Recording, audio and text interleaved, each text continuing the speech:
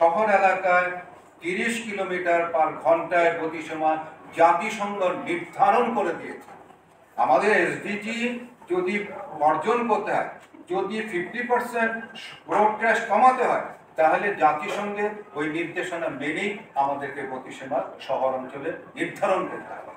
লন্ডনের মেয়র এবং আপনার নিউ ইয়র্কের মেয়র তারা কিন্তু জাতিসংঘের যে 30 কিলোমিটার পার ঘন্টায় চলার কথা, তাদের এখানে দু একটা শিশু, স্কুলের শিশুরা দুর্ঘটনায় নিহত হওয়ার পর তারা কিন্তু 30 থেকে কমিয়ে 25 কিলোমিটারে নির্ধারণ করেছে।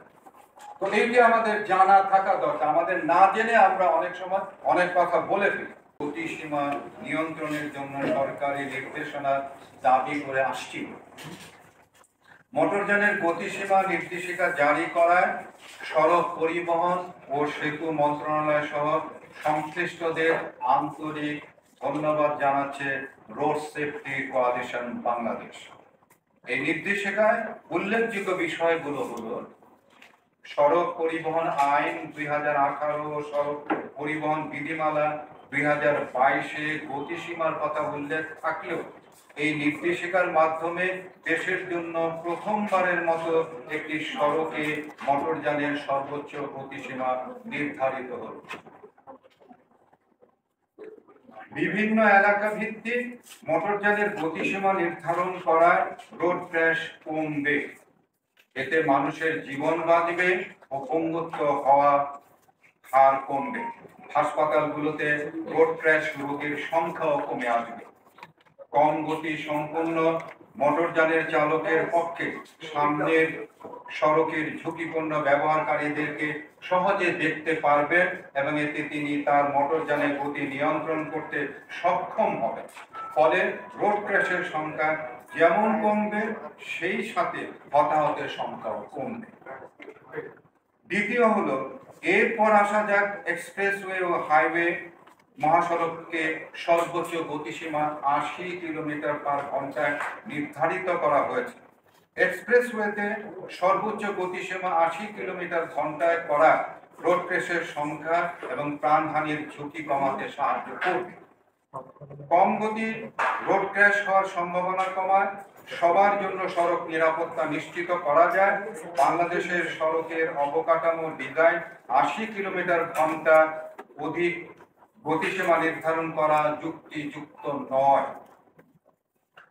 যেহেতু এক্সপ্রেস ও মহাসড়কে যথাযথ অ্যাক্সেস কন্ট্রোল নেই, সেহেতু যানবাহনের ধরন অনুযায়ী গাড়ির যে গতিসীমা নির্ধারণ করা হয়েছে সেটি সড়ক ব্যবহারকারীদের নিরাপত্তা নিশ্চিতকরণের দৃষ্টিকোণ থেকে বাংলাদেশের পরিপ্রেক্ষিতে সঠিক। আমরা আরো জানাতে চাই, বিশ্বের বিভিন্ন দেশে এক্সপ্রেসওয়ে ও মহাসড়কে 80 কিলোমিটার পার ঘন্টা গতিসীমা নির্ধারিত করে প্রতিরোধযোগ্য মৃত্যুর সংখ্যা কমাতে সক্ষম হয়েছে। বিভিন্ন শিক্ষা প্রতিষ্ঠান, ধর্মীয় প্রতিষ্ঠান, হাসপাতাল, আবাসিক এলাকা এবং হাট বাজার সংলগ্ন সড়ক বা মহাসড়কে মোটরযানের সর্বোচ্চ গতিসীমা স্থানীয় সরকার, প্রতিষ্ঠান বা রাস্তা নির্মাণকারী বা উপযুক্ত প্রতিষ্ঠান কর্তৃক নির্ধারিত হবে। অর্থাৎ আঞ্চলিক কর্তৃপক্ষের বিভিন্ন শিক্ষা প্রতিষ্ঠান, ধর্মীয় প্রতিষ্ঠান, হাসপাতাল, আবাসিক এলাকা, হাট বাজার সংলগ্ন প্রতিষ্ঠানের উপর দায়িত্ব অর্পণ করার কারণে কর্তৃপক্ষ প্রয়োজন অনুসারে সর্বোচ্চ গতিসীমা মাথায় রেখে নির্ধারণ করতে পারে। 4, শহর এলাকার জন্য এই প্রথম গতিসীমা নির্ধারিত হল। অর্থাৎ শহর এলাকাকে গুরুত্ব দিয়ে গতিসীমা নির্ধারণ করা, যা সড়ক নিরাপত্তা নিশ্চিত করতে বিশ্বের অনেক দেশের শহর এলাকায় নির্দিষ্ট গতিসীমা নির্ধারিত করা হয়েছে। এটি আমি বলি আরেকটি, যে শহর এলাকায় 30 কিলোমিটার পার ঘন্টায় গতিসীমা জাতিসংঘ নির্ধারণ করে দিয়েছে। আমাদের এসডিজি যদি অর্জন করতে হয়, যদি 50% রোড ক্র্যাশ কমাতে হয়, তাহলে জাতিসংঘের ওই নির্দেশনা মেনেই আমাদেরকে গতিসীমা শহর অঞ্চলে নির্ধারণ করতে হবে। এই ব্যাপারে রোড সেফটি কোয়ালিশন বাংলাদেশের বক্তব্য হচ্ছে ঘনবসতি সম্পন্ন গ্রামাঞ্চল ও শহরের জন্য মোটরসাইকেলের গতিসীমা নির্ধারণ করা, সড়কে চলাচলের জন্য শিশু, নারী ও বৃদ্ধরা উপকৃত হবে। বিশ্বের অনেক দেশ শহরাঞ্চলের রাস্তায় সড়কে নিরাপত্তা নিশ্চিত করতে কম গতিসীমা নির্ধারণ করেছে। আরো দুটো কথা আমি এখানে বলতে চাই। লন্ডনের মেয়র এবং আপনার নিউ ইয়র্কের মেয়র, তারা কিন্তু জাতিসংঘের যে 30 কিলোমিটার পার ঘন্টায় চলার কথা, তাদের এখানে দু একটা শিশু, স্কুলের শিশুরা দুর্ঘটনায় নিহত হওয়ার পর তারা কিন্তু 30 থেকে কমিয়ে 25 কিলোমিটারে নির্ধারণ করেছে। তো এইটি আমাদের জানা থাকা দরকার। আমাদের না জেনে আমরা অনেক সময় অনেক কথা বলে ফেলি। 5 নম্বর, মোটরসাইকেলের জন্য সিটি কর্পোরেশন, পৌরসভা, জেলা সদরের মধ্য দিয়ে ব্যবহৃত জাতীয় মহাসড়ক ও আঞ্চলিক মহাসড়ক, সিটি কর্পোরেশন, পৌরসভা, জেলা সদরের আভ্যন্তরীণ সড়ক, উপজেলা সড়ক, শহর এলাকার প্রাইমারি, আরবান, গ্রামীণ সড়কে 30 কিলোমিটার ঘন্টা ও শহর এলাকায় সংকীর্ণ শেয়ার রোড, অন্যান্য সড়কে 20 কিলোমিটার ঘন্টা করা হয়েছে। সড়কে মোটরসাইকেলের গতি কমালে সড়কে ঝুঁকিপূর্ণ ব্যবহারকারী, পথচারী, সাইকেল আরোহী ও মোটরসাইকেল আরোহীর সাথে রোড ক্র্যাশের কারণে প্রাণহানি ও গুরুতর আঘাতের সম্ভাবনা উল্লেখযোগ্যভাবে হ্রাস করা সম্ভব। কারণ মোটরসাইকেলের গতি কমলে রোড ক্র্যাশ ঘন্টার মধ্যে কিছু সময় পাওয়ার রোড ক্র্যাশ ঘটার মধ্যে কিছু সময় পাওয়ার কারণে বাংলাদেশের মতো ঘনবসতি সম্পন্ন দেশে মোটরযান ও সড়কে ঝুঁকিপূর্ণ ব্যবহারকারী, যেমন পথচারী, বাইসাইকেল ব্যবহারকারী, মোটরসাইকেল ব্যবহারকারী উভয়ই সুরক্ষিত থাকে। এছাড়াও গতি কম থাকার ফলে মোটরসাইকেলের কন্ট্রোলিং বাড়তি সুবিধা পাওয়া যাবে, যা অপ্রত্যাশিত রোড ক্র্যাশ এড়াতে সহায়তা করবে। বিশ্বের অনেক দেশ শহরাঞ্চলে সড়ক নিরাপত্তার জন্য মোটরসাইকেলের গতির সীমা কমিয়ে দিয়েছে। বাংলাদেশেও অনুরূপভাবে গতিসীমা বাস্তবায়ন করলে রোড ক্র্যাশ ও প্রাণহানি কমানো সম্ভব হবে। 6, পাহাড়ি এলাকার জন্য এই প্রথম নির্দিষ্ট গতিসীমা নির্ধারিত হলো। পাহাড়ি সড়কের গতিসীমা আগে কোনো আইনে উল্লেখ ছিল না। এছাড়াও গ্রাম অঞ্চল ও শহরের ঘনত্বের মতো বিষয়গুলো বিবেচনায় নেওয়া হয়েছে এই নির্দেশিকা। রাস্তার ধরন ও প্রকৃতি অনুযায়ী বিভিন্ন মোটরসাইকেলের গতি ভিন্ন ভিন্ন করা হয়েছে, যা সড়ক নিরাপত্তার জন্য মানসম্মত বিষয় বলে মনে করে রোড সেফটি কোয়ালিশন বাংলাদেশ। তবে এক্ষেত্রে লেন ভিন্ন করলে নির্দেশিকাটির বাস্তবায়ন সহজতর হবে। রোড সেফটি কোয়ালিশন বাংলাদেশ আশা করে যে সরকার এই ব্যাপারে আশু উদ্যোগ বা পদক্ষেপ গ্রহণ করবে। কোয়ালিশন দৃঢ়ভাবে বিশ্বাস করে এই নির্দেশিকাটি বাস্তবায়ন করা গেলে পরিবেশের মধ্যে কার্বন নিঃসরণ কমে যাবে, প্রতিরোধযোগ্য রোড ক্র্যাশ এবং সড়কীয় অকাল মৃত্যু কমিয়ে আনা সম্ভব হবে, ব্যক্তি ও সরকারের চিকিৎসা ব্যয় হ্রাস পাবে তথা সরকারের রাজস্ব বৃদ্ধি পাবে, টেকসই উন্নয়নে ভূমিকা রাখবে। বিশেষভাবে প্রণিধানযোগ্য যে এই নির্দেশিকা বাস্তবায়ন করলে সড়কে নারী, শিশু, বৃদ্ধ সহ পথচারীদের নিরাপত্তা নিশ্চিত করবে।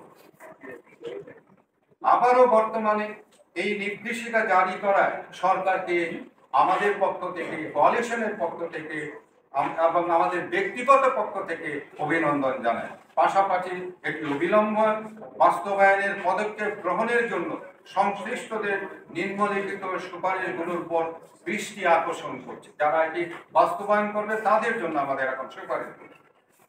1, অতি সত্বর মোটরযানের গতিসীমা নির্দেশিকা 2024 সংশ্লিষ্ট অধিদপ্তর বিভাগের উপযুক্ত ব্যবস্থা গ্রহণের জন্য প্রেরণ করা ও পদক্ষেপ গ্রহণের প্রয়োজনীয় নির্দেশনা প্রদান করা। 2, এই নির্দেশিকাতে যেসব বিষয়, যেমন কিভাবে বিভিন্ন গতির মোটরযানগুলো ওভারটেক করবে, লেন পরিবর্তন কিভাবে হবে, সড়কে কবে থেকে নির্দেশিকা কিভাবে, কখন ও কোথায় প্রয়োগ হবে, তা বাস্তবায়নের নির্দেশনা প্রদান করা।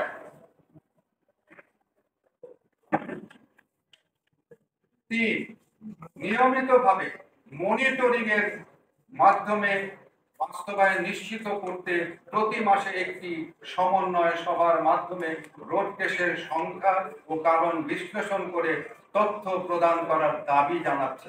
এটি অত্যন্ত জরুরি, অত্যন্ত গুরুত্বপূর্ণ এই পয়েন্ট, যে মনিটরিং এর যে বিষয়টি উল্লেখ্য। Global status report on road safety 2023-তে দেখা যায় 2010 থেকে 2021 এই 10 বছরে 10টি দেশ Belarus, Brunei, Darussalam, Denmark, Japan, Lithuania, Norway, Russian federation, Trinidad, Tobago, সংযুক্ত আরব আমিরাত ও ভেনেজুয়েলা রোড ক্র্যাশে মৃত্যুর হার 50% কমিয়ে আনতে সক্ষম হয়েছে।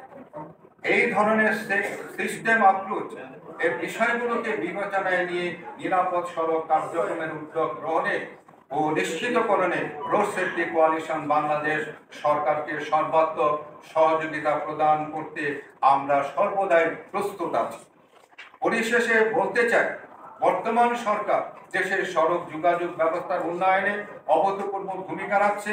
পাশাপাশি সড়ক দুর্ঘটনা এবং সড়কে অকাল মৃত্যু কমিয়ে আনতে মোটরযানের গতিসীমা নির্দেশিকা প্রণয়ন করেছে।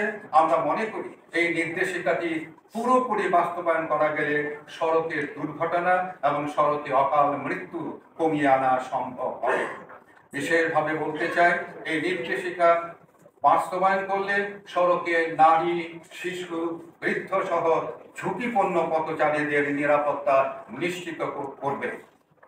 এখানে আরো বলতে চাই, সড়ক পরিবহন আইন 2018 সড়ক পরিবহন বিধিমালা যানবাহন ও পরিবহন সেক্টরকে বেশি প্রাধান্য পেয়েছে।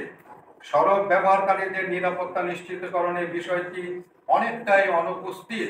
তবে সরকার যেহেতু সড়কের নিরাপত্তার ব্যাপারে আন্তরিক, যে কারণে এই গতি নির্দেশিকা শুধু প্রণয়নই নয়, সড়কে যানবাহনের নিরাপত্তার জন্য নির্দেশিকাটিকে বাস্তবায়ন করবে সরকার। তাই আমরা দাবি জানাতে চাই, সড়ক ব্যবহারকারীদের নিরাপত্তা নিশ্চিতকরণের বিষয়টি আমলে নিয়ে সরকার দ্রুত একটি সমন্বিত সড়ক নিরাপত্তা আইন প্রণয়নে জরুরিভাবে পদক্ষেপ নেবেন।